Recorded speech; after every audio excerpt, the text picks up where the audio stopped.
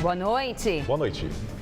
Após dia de forte especulação, o presidente Dilma deixa para a semana que vem o anúncio dos nomes de novos ministros. E mesmo sem um nome definido na Fazenda, Bolsa e dólar reagem.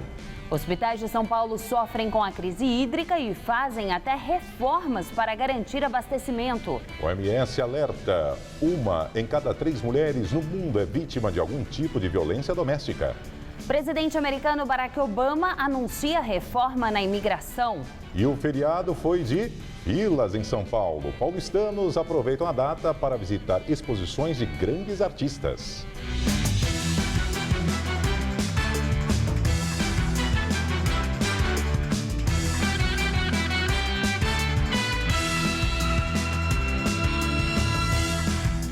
Dados da OMS divulgados hoje revelam que 1 em cada 3 mulheres no mundo sofre violência conjugal.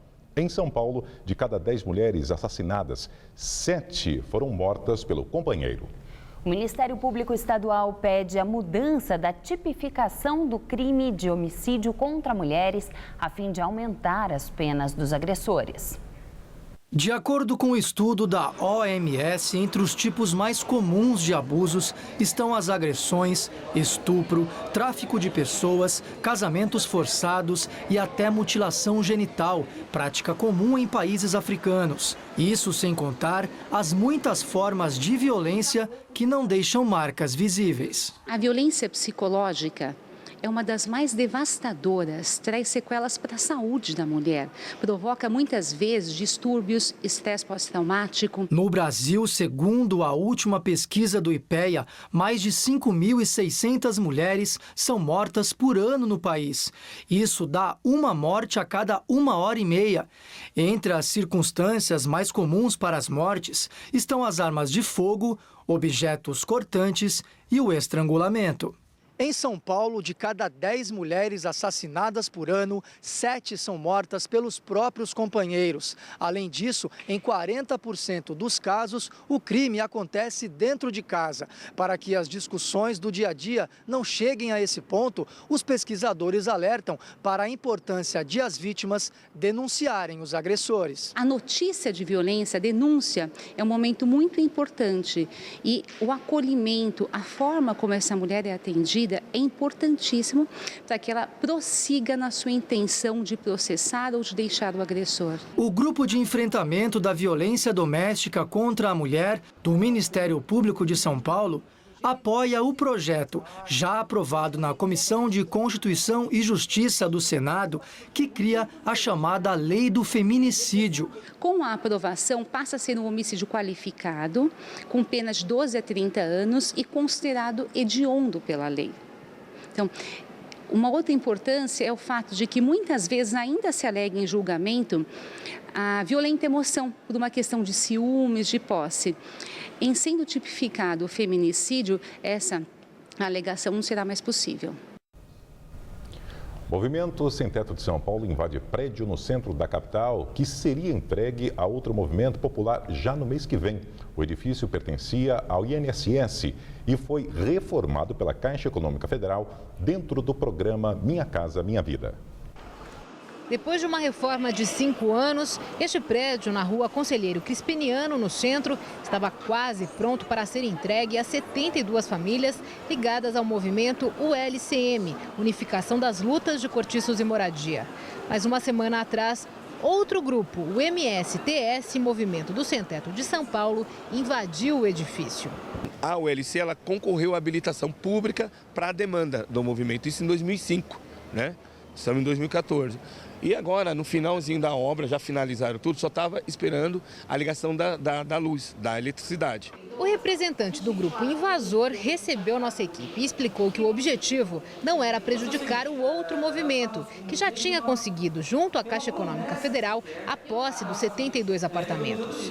Nós fizemos essa ocupação só com o sentido que político. Se o prefeito fala assim, eu vou mandar a secretaria até lá, eu vou cadastrar as famílias no ABISP, que é o cadastro habitacional definitivo, vou dar o cadastro para elas e vou atender com auxílio aluguel para que elas fiquem em algum lugar, nós saímos pacificamente. No prédio, os elevadores estão sem funcionar, segundo Douglas, para preservar o equipamento. Olha, nesse apartamento aqui, no quarto andar, número 44, então, o pessoal já se instalou. Tem quadros nas paredes, todos os pertences. Aqui, olha só, o banheiro, tudo azulejado, tem chuveiro, também aqui o vaso, pia. Essa aqui é a parte do dormitório, então tem TV, tem cama já. E ali, no outro lado, a gente já consegue perceber também tudo mobiliado, por exemplo, aqui na cozinha. Então tem geladeira, cadeira com mesa, fogão, lava-roupa, tudo, tem som aqui, tá tudo certinho. E até uma divisória com um armário ali do lado, uma salinha. Quer dizer, tudo novinho, pintado e cheiroso, apartamento novo. Cada vez que entra, eles destroem tudo, acaba com tudo. É mais um tempo que a gente vai ter que esperar, pensando que ia mudar agora em dezembro, agora a gente vai ter que esperar uma reintegração de posse ali, para poder uma reforma de novo, para poder entrar. Mais um tempo a gente aí pagando aluguel com sacrifício. Não é aquela questão de que movimento é contra o movimento, não. Mas a gente tem que fazer as ocupações com responsabilidade. Acho que aonde tem um movimento que está lutando, né, a gente tem que respeitar. É o que a ULC faz sempre. Ela ajuda a construir vários documentos, ela vem fazer pressão através do ato, mas ela jamais ocupará um prédio aonde tem demanda de um outro movimento que a gente sabe que lá tem família e lá precisa. Por meio de nota, a Caixa Econômica Federal informou que há 2 dias acionou a polícia e está tomando as medidas judiciais cabíveis para a reintegração de posse do prédio. E no centro da capital paulista, um pichador morreu ao cair de um prédio. De acordo com a Polícia Militar, ele pichava um edifício na Avenida Vieira de Carvalho por volta das 4 horas da manhã desta sexta-feira. Um amigo dele, que também escalava o prédio, ficou preso em uma janela e precisou ser resgatado pelos bombeiros. A polícia, ele contou que o rapaz, que trabalhava como auxiliar de limpeza, desequilibrou-se quando estava na altura do 5º andar. Com os rapazes, a polícia apreendeu 2 latas de spray e 2 celulares. No Twitter, prefeito Fernando Haddad critica o policiamento na região da Cracolândia. No post, o prefeito escreveu que enquanto o Estado cobra que o governo federal fiscalize as fronteiras do país para impedir a entrada das drogas, as polícias locais não controlam um quarteirão da luz. A crítica foi feita após a região voltar a ser ocupada pelos dependentes químicos. Em nota, o secretário de Segurança Pública, Fernando Grella, disse que foi a prefeitura quem criticou a ação das polícias civil e militar na região. A referência de Grella foi porque em janeiro deste ano, Haddad disse que ficou indignado com a ação da Polícia Civil, que terminou com prisões e tumulto na Cracolândia, e considerou a ação como lamentável. No entanto, Grella disse que o Estado continuará combatendo o tráfico de drogas e disse estar disposto a unir forças com as demais esferas do poder público, Prefeitura e União, para vencer o desafio. Na Praça Roosevelt, a briga entre frequentadores, moradores do entorno e skatistas pode estar perto do fim.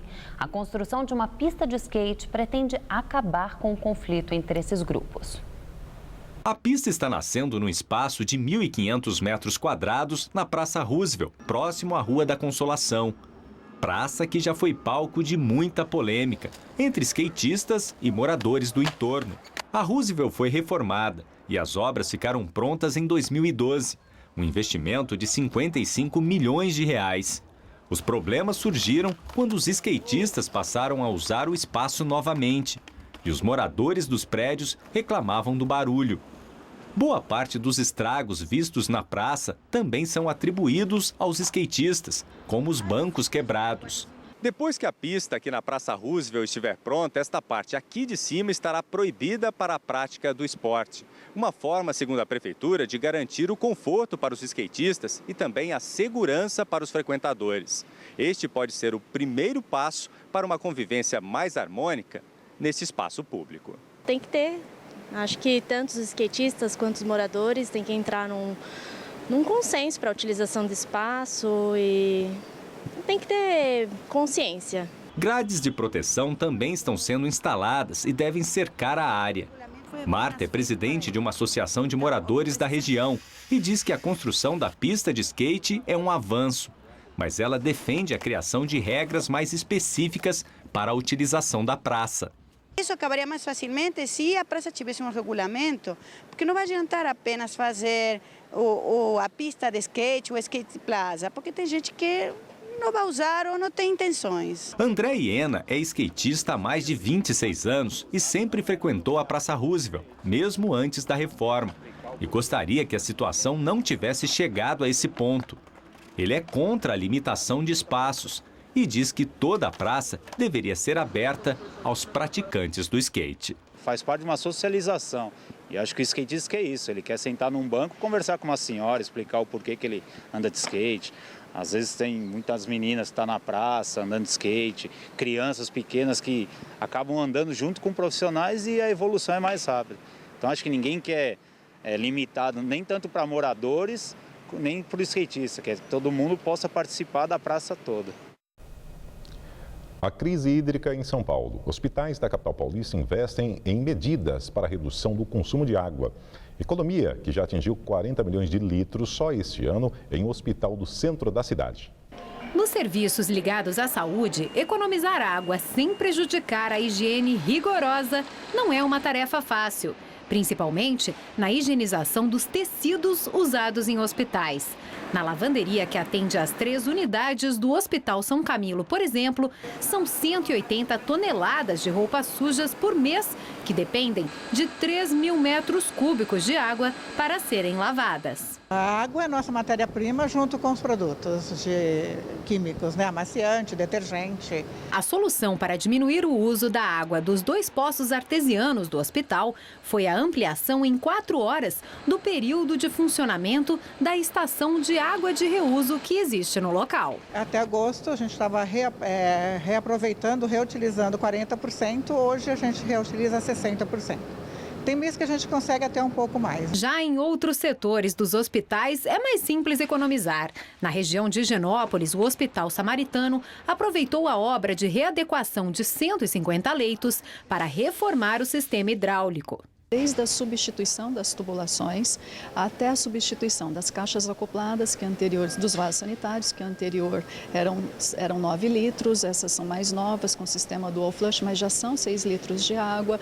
A substituição das torneiras, colocando o sistema automático de vazão, e a substituição dos chuveiros também, que já são sistemas com os arejadores. Com a reforma da parte hidráulica e substituição dos metais de metade dos leitos que estão passando pela reforma, de janeiro até agora, o hospital já economizou 40 milhões de litros de água.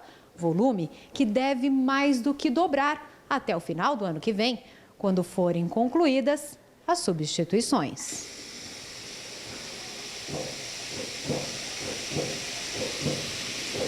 No mês passado, o hospital teve recorde de economia de água, com um consumo 57% menor do que o habitual. Uma outra medida bem simples reduziu ainda mais o gasto nas descargas. A colocação de uma garrafa PET diminuiu em mais 1,5 litro a quantia de água nas caixas, sem prejudicar a pressão. É uma iniciativa bastante inteligente e muito simples que todo mundo consegue fazer em casa. Uma garrafa com uma quantidade de pedras para que ela não suba e ela acopla perfeitamente dentro do recipiente. Depois do calorão dos últimos dias, uma frente fria deve mudar o tempo no final de semana. E as chances de chuva forte tanto aqui na capital paulista quanto no interior do estado. Vamos ver em detalhes a previsão para todo o estado de São Paulo com Mariana Armentano.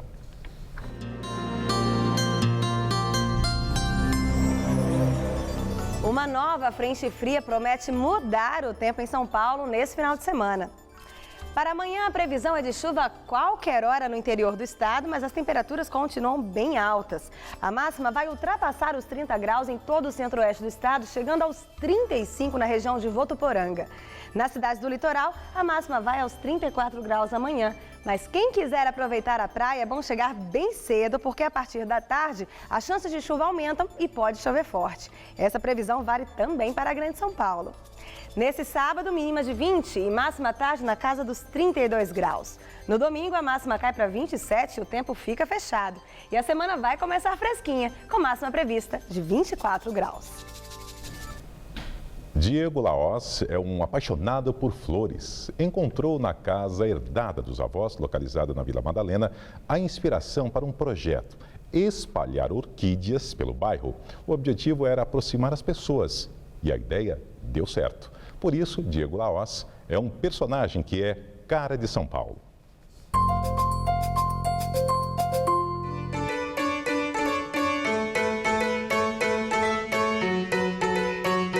Pendurados nos troncos, os vasinhos coloridos feitos de garrafas PET deixam as ruas da Vila Madalena mais charmosas. O projeto Orquídeas na Vila foi idealizado por Diego Laos. O professor de educação infantil nasceu e mora até hoje no bairro. Diego nunca fez curso de botânica, mas a paixão pelas flores vem de menino. Em 2011, teve a ideia de levar para as ruas suas maiores riquezas. No início do projeto, a gente retirou muitas mudas aqui de dentro de casa. As parcerias foram acontecendo, então alguns escritórios começaram a doar para a gente, alguns moradores. Tem uma coisa curiosa que o Diego estava contando para a gente, que no começo do projeto, né, Diego, não foi todo mundo que entendeu direito a ideia da sua iniciativa. Algumas pessoas passavam e levavam as plantas. Como é que foi essa história aí? Eu acho que tem uma questão da beleza da orquídea, né? E eu acho que deixava as pessoas um pouco atentadas e levar embora, né? E isso ficou um pouco decorrente demais, né? As pessoas levavam a todo momento. De noite, não? Como é que era? Na madrugada. Sempre na madrugada. E aí de manhã vocês percebiam que tinham sumido as orquídeas? Daí pela manhã, quando a gente ia fazer manutenção, mais ou menos a gente sabia aonde estava, quantas tinha. E elas ficavam que altura, assim? Era fácil de pegar? No início do projeto a gente colocou bem na altura onde estão as garrafas hoje, né? Daí depois, para dar uma freada nessa questão das pessoas retirarem para levar para casa, a gente começou a colocar um pouco mais alto, né? Diego conta que a ideia de levar as flores para as ruas procura também resgatar esse jeitinho de se relacionar que se perdeu hoje em dia. Para a gente não interessa fazer um mega paisagismo, o objetivo principal do projeto é as pessoas se relacionarem de uma outra forma, entre si, com o espaço público. E agora vamos ao comentário de Vinícius Torres Freire. A presidente Dilma Rousseff quase anunciou hoje os ministros que vão cuidar da economia, a começar pelo mais importante deles, o da Fazenda. Não dá ainda para cravar os nomes, mas se confirmados, trata-se de gente que é líder do setor privado ou razoavelmente respeitada por lá. Em suma, de certo modo, Dilma cedeu aos críticos. Para a Fazenda deve ir Joaquim Levy, que hoje dirige a empresa do Bradesco que cuida de investimentos de grandes clientes. Levy trabalhou no governo Fernando Henrique Cardoso, já trabalhou no FMI, foi secretário do Tesouro quando Antônio Palocci era ministro da Fazenda no governo Lula, entre 2003 e 2006. Levy tem grande experiência no setor público e privado, aqui e lá fora. Foi ele que conduziu o duríssimo controle de gastos do início do governo Lula, o que colocou a economia em ordem. É um nome que agrada o chamado mercado e que tem respeito profissional de outros economistas e conhece bem o governo e o petismo. Nelson Barbosa deve ir para o planejamento. Foi uma espécie de vice-ministro da Fazenda no governo Dilma, mas se desentendeu lá dentro por causa da política econômica. É um bom nome também. Alexandre Tombini continua no Banco Central. A senadora Cátia Abreu deve ir para o Ministério da Agricultura. Ela é do PMDB do Tocantins, mas, mais importante, ela é líder dos ruralistas, presidente da Conferência Nacional da Agricultura e Pecuária, detestada pela esquerda dura e por ambientalistas. Mas é uma empresária e política conservadora hábil. Para o Ministério do Desenvolvimento, Indústria e Comércio Exterior, deve ir outro líder empresarial, o senador do PTB, Armando Monteiro, ex-presidente da CNI, a Confederação Nacional da Indústria. O mero boato da nomeação desse ministério, em especial de Joaquim Levy, levou o mercado financeiro a fazer festa.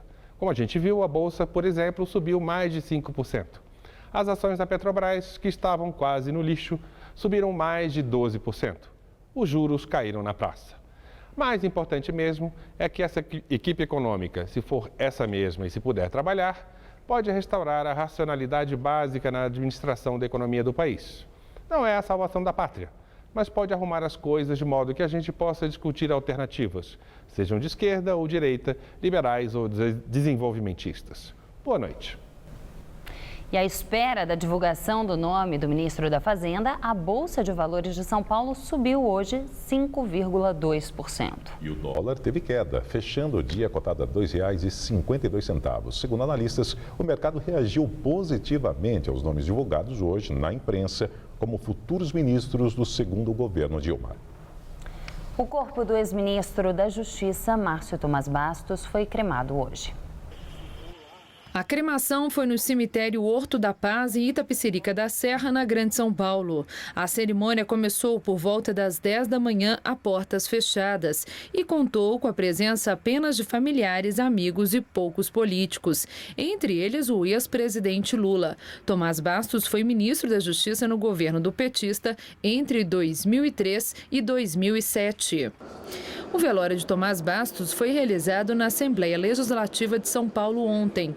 Vários políticos passaram por lá para se despedir do ex-ministro. A presidente Dilma Rousseff ficou no local por cerca de 1 hora. O senador eleito por São Paulo, José Serra, também esteve na Alesp. Tomás Bastos era considerado um dos mais importantes criminalistas do país. Entre seus clientes estavam o médico Roger Abdelmaci e o bicheiro Carlinhos Cachoeira. Atualmente defendia algumas empreiteiras investigadas pela Operação Lava Jato. A seguir, Barack Obama anuncia reforma na imigração. Feriado de filas em São Paulo. Paulistanos aproveitam a data para visitar exposições pela cidade.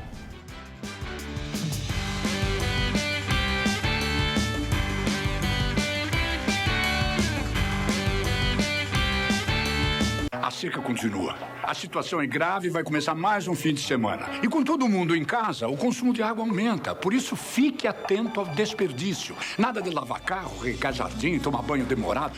Todo mundo tem que fazer a sua parte para superar essa crise. E por isso a Sabesp aumentou ainda mais o bônus para que mais gente ganhe e diminua o consumo de água. Economizar tem que ser de domingo a domingo, sem descanso. Água. Se economizar, não vai faltar. GTN Verticale, um empreendimento à altura dos seus sonhos. Apartamentos de 2 e 3 dormitórios com suíte, varanda, churrasqueira, 2 vagas de garagem, lazer completo e portaria blindada. No coração de São Caetano, a 5 minutos de São Paulo, hein? Venha conhecer o apartamento decorado. Olha, eu tenho certeza que o preço cabe no seu bolso. GTN Verticale, um empreendimento dos seus sonhos. A Folha é a favor do casamento gay. Eu também. A Folha é contra a pena de morte. Eu não. A Folha é contra as cotas raciais. Eu também. A Folha é contra a política econômica atual. Eu também. A Folha é a favor da legalização das drogas. Eu não. Concordando ou não, siga a Folha, porque ela tem suas posições, mas sempre publica opiniões divergentes. Para quem vai prestar vestibular e está interessado em comunicação, a pergunta mais difícil é: em qual faculdade você quer estudar? Nessa eu posso te ajudar. Você quer estudar em uma faculdade com mais de 60 anos de tradição? Deseja aprender tanto na sala de aula quanto em atividades extracurriculares e estágio? E que tal uma localização incrível como a Avenida Paulista? Então, a resposta certa é a Faculdade Casper Libero. São 4 cursos: jornalismo, relações públicas, publicidade e propaganda e rádio, TV e internet. As inscrições para o vestibular já estão abertas. Faculdade Casper Libero, formando os melhores profissionais da comunicação. Hoje o Todo Seu é ainda mais especial. Ronifon apresenta o programa Direto do Aras de Eduardo Araújo. Nasci no sertão mineiro. Vamos conhecer o lado fazendeiro do cantor. Esse animal cruzado com manga larga manchador é que dá aquelas mulas e burros maravilhosos. Conferir uma gastronomia tipicamente caipira. Eu estou fazendo aqui um feijão tropeiro. Que isso é uma maravilha.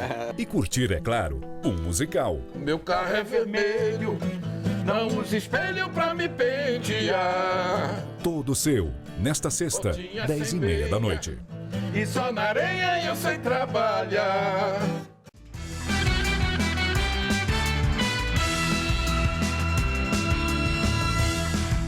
O presidente americano Barack Obama anuncia reforma na imigração e abre guerra com o Partido Republicano. O pacote de medidas pode alcançar quase a metade dos 11 milhões de ilegais que não teriam mais o risco de serem deportados. Podem se candidatar os imigrantes que estão nos Estados Unidos há mais de 5 anos. São pais de cidadãos nascidos no país ou de residentes permanentes, os portadores de Green Card. Eles não receberão cidadania e não poderão votar, mas deverão pagar os impostos. Os republicanos adversários de Barack Obama argumentam que o presidente não pode agir sem a aprovação do Congresso e sustentam que o plano é uma anistia para os ilegais. Obama rebateu as acusações. Disse que a anistia é o sistema de imigração que existe hoje, com milhões de pessoas que vivem no país sem pagar seus impostos, enquanto políticos usam o problema para assustar os ilegais e conseguir votos. Os republicanos vão tentar bloquear todas as medidas. Teve muita gente que aproveitou a emenda deste feriadão para ver exposições de artistas famosos aqui na capital. E para ver essas grandes obras, foi preciso paciência para encarar as filas. No Museu da Imagem e do Som, a fila para ver a exposição do Castelo Rá-Tim-Bum dá voltas no quarteirão. E aí que você tá horas no sol, na fila, já passou do meio-dia, bateu aquela fome, até tem onde comer aqui pertinho. A má notícia é que você vai ter que enfrentar outra fila. Fila para comer também, fila para tudo. O preço também aumentou, a gente conseguiu comprar água, acho que de manhã uns R$3, agora já tá 5, 6, o pessoal já deu chilique na fila. A exposição está em cartaz desde julho, foi prorrogada 2 vezes e já atraiu 250 mil pessoas para o MIS. Os ingressos são vendidos a R$10 por lotes de hora em hora. A explicação para tanto sucesso? Vou reviver minha infância, né? Quem escolheu a exposição que está em cartaz na Pinacoteca do Estado também teve que ter paciência e disposição para enfrentar a longa fila que dava voltas dentro do Parque da Luz. A espera é de cerca de 3 horas, mas quem está aqui não vai embora. Vou ficar, vale a pena. Hoje foi o segundo dia da exposição de obras super realistas do escultor australiano Ron Mueck. A abertura ontem atraiu mais de 7 mil pessoas. Não é preciso retirar senha com antecedência. O ingresso custa R$6 e é de graça aos sábados. Para ver a arte surrealista de Salvador Dalí no Instituto Tomiotaki, é preciso chegar antes para pegar as senhas distribuídas em 3 lotes, às 11, 14 e 17. A entrada é de graça. Hoje a espera na hora do almoço era de meia hora. A moral dessa história é a seguinte: se você está passeando em São Paulo e vê uma fila bem comprida, para que a exposição deve ser boa. Essa é a fila da exposição de Leonardo da Vinci, que está aqui no prédio da Fiesp, em plena Avenida Paulista. Segunda fila do dia. Passamos pela Pinacoteca, 2 horas de fila e agora viemos para cá. Quanto tempo já? Desde cedo. Cedo da manhã a gente está na rua já. E vou enfrentar mais ou chega? Não, ainda vamos bater perna mais um pouco. E a edição das 10 do Jornal da Gazeta termina aqui. Nós voltaremos na segunda-feira. Boa noite. Fique agora com Rony Von no Tudo Seu. Tenha um ótimo final de semana.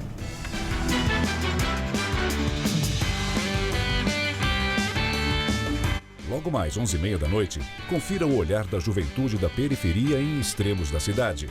Assista agora Tudo Seu e logo após, Extremos da Cidade.